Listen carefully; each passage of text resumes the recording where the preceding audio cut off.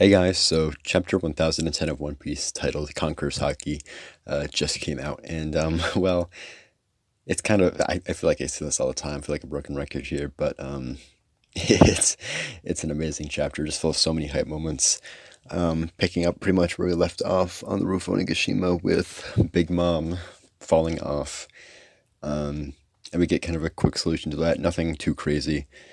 No, like her, no, like her pirate ship saving her, like I figured last time, or anything like that. Um, Instead, Kaido simply targets Zoro as he's still dealing with Prometheus. And while he's about to hit Zoro, Trafalgar Law just quickly switches places with Zoro and gets a quick injection shot off on Kaido in the neck. And something interesting that he actually says is that what that Allah says is that he wasn't willing to do the plan if it meant one of them dying, which that's pretty interesting, um, because I don't know if that's like a sentimental thing or just a pure like we need as many people as we can get, all hands on deck or something. But I'd like to think it's a kind of sentimental, just because um, more dark brooding characters like Law showing a soft side is always an enjoyable little thing. But I don't know. That might not be the case because it's probably just him usually being calculating as usual. But we'll see. Maybe the official translation will shine some light on that. But another interesting thing about this brief section at the start is that Kid and Killer go off on their own to deal with Big Mom. So yeah, I mean that's an interesting matchup. I believe Kid did at one point invade Big Mom's territory, so we know they should have beef. But I'm interested to see if this is actually their matchup, because personally I wouldn't think that Kid and Killer alone could take down Big Mom. But that could very much be wrong, especially due to something that we get at the end of the chapter. But that being considered, we'll have to see. I don't know if this will be their final matchup or not, but it'll be cool if it is and they do actually manage to do it. But yeah, nothing more to say on that, other than actually we do cut down to Big Mom again, and they're kind of accounting for the fact that that Zeus isn't really carrying his own weight.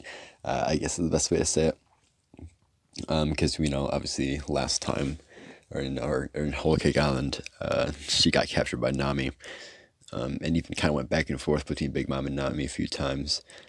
And even now, he got captured into the box. So Prometheus and Napoleon and Big Mom are all having a conversation, remarking on the fact that he isn't. He's holding them back more so than helping them. And then we shift up to the clouds, or Prometheus says, "Mama, I have a favor to ask." And then we shift up to the clouds where Kid and Killer are looking, and they notice something odd. So I'm assuming the implication here is that Big Mom is possibly forming a new homie, maybe another storm cloud just to straight up replace Zeus, which may or may not be the case. Or since it's specifically Prometheus asking the favor, maybe it'll have something to do with just like not even a homie, but like some sort of Prometheus-based attack. I don't know, like a fire tornado or something like that. I don't know. Uh, but I kind of like the new homie idea just because if he does pick another storm cloud, that'll probably open up Zeus to be able to go back to Nami, and that's something I personally like to see. But who knows? But with that being said, we then go to the meat of the chapter, where we see Luffy was in fact knocked unconscious by the earlier attack, the Three Worlds Ragnarok from last chapter, which I was kind of surprised about. I mean, it makes perfect sense, because this is pretty much Thunder Bagua times 10 or whatever, because just visually it looks like a much more powerful attack, and plus that combined with the fact that he is in his hybrid form. So even with Luffy getting significantly stronger over the course of Wano, it's no surprise that this is able to knock him out. But it doesn't last long. He'll get back up later in the chapter. But while he is still unconscious, Zoro gets some time to shine. Once again, proving his loyalty to Luffy, and tries to protect him, and activates Asura for the first time in 500 chapters. The last time he used Asura was 510, exactly 500 chapters ago. And the technique he uses, Farce of the Dead, I think it says. Yeah, Farce of the Dead. Which, probably won't be the actual name since this is not the official translation yet. But it very much mirrors the panel from the last time he used it, which was against a pacifista. I forget which number pacifista it was, but it was the one that all the Straw Hats fought on Sabari. So that was the last time he used Asura, and obviously the only other time he used it was during his fight with Kaku in 80's lobby. So yeah, that's nice to see. We've been waiting on Asura for so long, and it's so nice to see it again. Yeah, I mean, I honestly wasn't expecting it this early. If anything, I was expecting it probably more during a more climactic moment. But as I think Law comments at some point, pretty much all of Zoro's bones are broken. Or at least the majority are broken from that whole ordeal with the tacky block last chapter. I was trying to think of the name of it, but I couldn't. It was Ocean Sovereignty. That was it. Which, that's nice that there's actually some repercussions from that. They didn't just kind of do it so casually. Especially since, obviously he kept fighting. Even in the chapter that he initially blocked it, he kept fighting and was able to subdue Prometheus. So, that's just because that's how he is.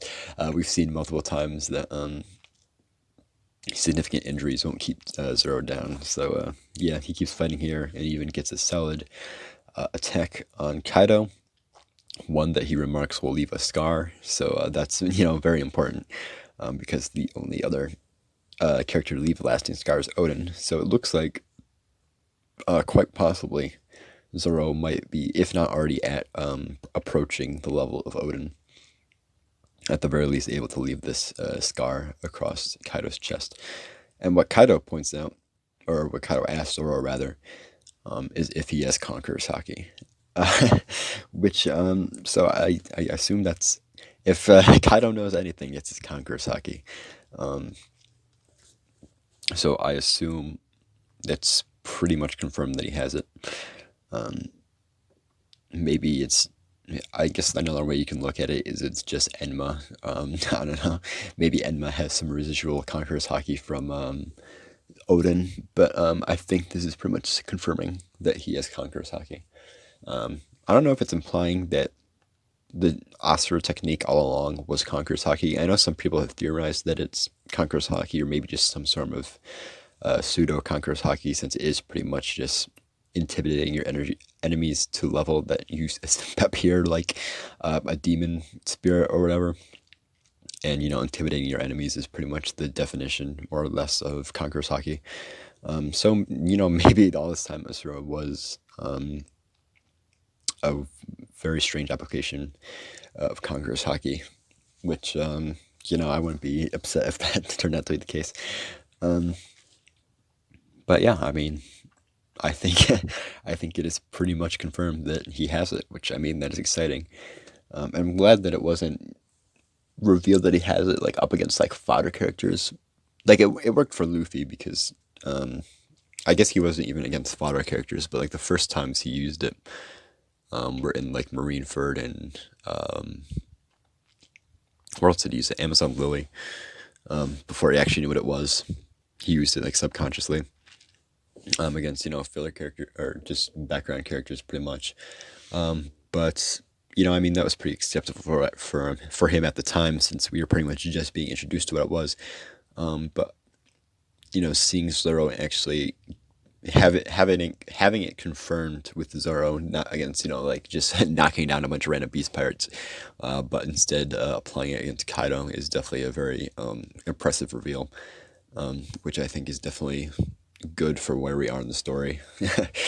But that being said, while Zoro's down, he's pretty much out of the fight after that attack. Trafalgar Law goes to help him, but is swiftly boggled out of the way. From like a pretty far range, it looks like he like, I don't know what do you even call that. It looks like he sent out a lightning bolt from, or like just sent out the impact, kind of similar to the ocean sovereignty or whatnot. But he like hits him from a pretty long distance or whatever, or maybe he just charges right through him. I actually can't tell. Yeah, actually, yeah, I think it looks like he appeared behind Law, if I'm not mistaken. So maybe he just rushed him like usual, as we've usually seen the attack used. But maybe not. I don't know. That's not terribly important. But what is important is that Luffy stands back up behind Kaido, and he's made a bit of a revelation. So we've seen this artistic choice lately. With like attacks from Kaido and Roger and Whitebeard during the Odin flashback, having this sort of black like streak or aura behind it, and we've seen like black lightning being used when two like Conqueror's Haki's armament Haki. I phrased that really bad.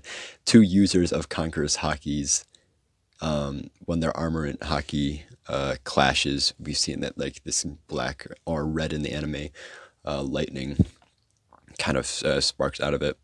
But this is kind of something different. This is more like a trail that it leaves just from being in existence. So apparently you can coat yourself in Conqueror's Haki. And that's kind of an explanation, more or less, to that sort of effect we've been seeing with some very prominent characters. Like I said, Odin and... Not Odin. I don't actually... maybe Odin did use it. I could be mistaken, but I kind of feel like he did at some point. But Roger and Whitebeard definitely did use it when they clashed. So yeah, it definitely seems... And we even see... Luffy, because Luffy pretty much uses it immediately after he makes this revelation. When he goes to kick Kaido, his foot and Kaido's kanabo, is it called the kanabo? I think it's called the kanabo.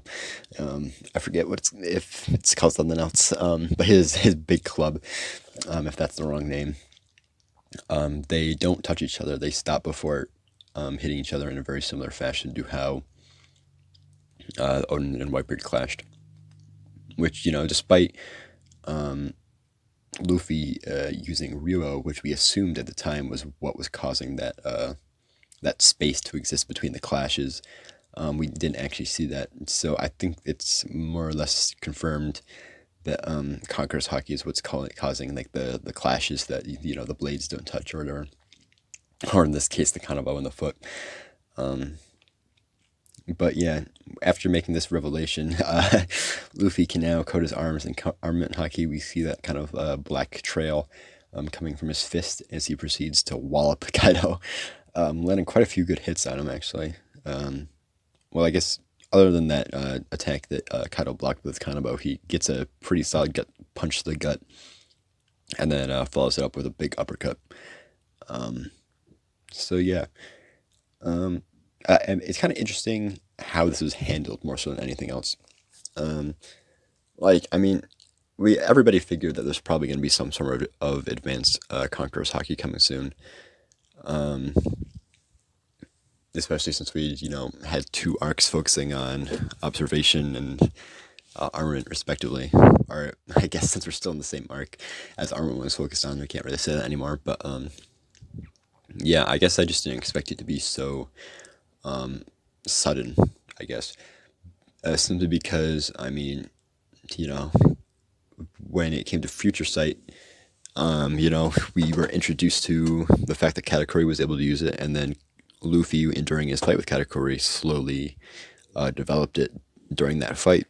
And with Ryuo, he had that whole trading arc in Udon Prison, where he spent I forget how long it was at least like a week or so trading his Ryuo in order to learn that. So the fact that he was able to I don't know if I would like it or not.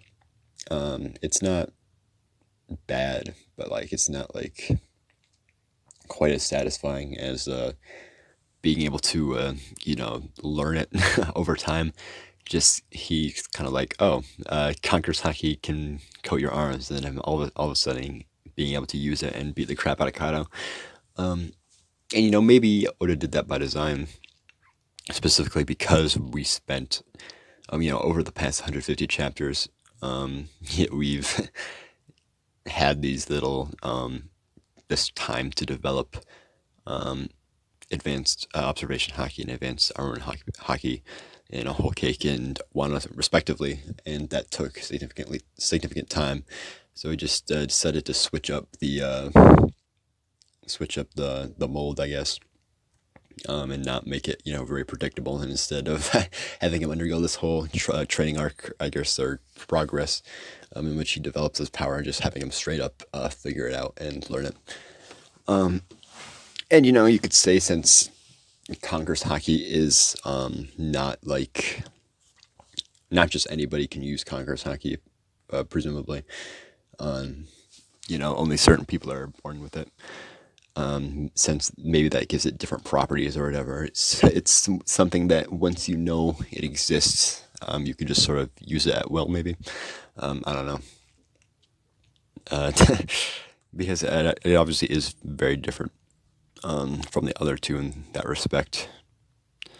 But other than that, the very last scene of the chapter is Luffy declaring that he will take Kaido on one-on-one, and that Law and Zoro should retreat down to the lower levels, which, that opens up quite a few avenues of different things. One, that opens the possibility for Zoro actually getting a 1v1 down in the lower levels. And the first person I immediately want to say is King, and I guess that actually could happen if we want to make the assumption that we got that a handful of chapters ago. We got that thing where Perospero kind of was hinting at third partying Marco's fight with King and Queen. So I guess it's possible that Marco goes down, and then Zoro has to take on King, and Sanji has to take on Queen or something like that. Which I could see. I mean, I would enjoy that personally. Well, I guess that's also assuming that Zoro can even fight after this, because he very much said that this is that attack was it for him, but I don't know if that's it for the entire raid. But I guess we'll have to see. Even if Zoro doesn't do anything for the rest of Onigashima, I think we can be very satisfied with what he has shown over the last two chapters alone. But Luffy fighting Kaido 1v1, that is very interesting, because I personally assume that this is not going to stay that way. I think Luffy will be able to hold his own probably for a while, but it'll probably maybe get worse. Possibly a Kaido awakening will kind of shift the tides back to a place where Luffy can't handle him on his own, because Kaido's got to have an awakened devil fruit. I figure, right? Because just the king of the beasts, in a 1v1 bet on Kaido type B. Oh yeah, that's actually maybe that's foreshadowing that Luffy definitely cannot beat Kaido 1-on-1. I don't know. But yeah, I kind of feel like because of the whole Nine Shadows prophecy, eventually 8 other people are going to return, rendezvous on Luffy's location, and they're going to, all take down Kaido together. But at the very least, it looks like we are going to get a 1v1 versus Kaido and Luffy for a while, which I'm, excited about. I'm excited to see how that plays out. I'd be interesting to see if he actually manages to beat him on his own. I think that's probably the least likely scenario. As I said, bringing back the if it's a 1v1 bet on Kaido. But yeah, I think it wouldn't be terrible if he did. Like, I would still be satisfied with that, especially with this new introduction of Conqueror's Haki being viable in combat now. And, just as a side note, that's so nice to have because, Conqueror's Haki up to this point has just been fodder control. There hasn't really actually been any practical use for it. Um, even people without Conqueror's Haki, if they were, strong enough, they could resist it. You didn't need to, return Conqueror's Haki just to actually be able to withstand it or anything. So yeah, I mean, it's nice to see that Conqueror's Haki actually will have some significance in these higher level battles. But with that being said, I don't really think I have anything else to say on this chapter. So see ya.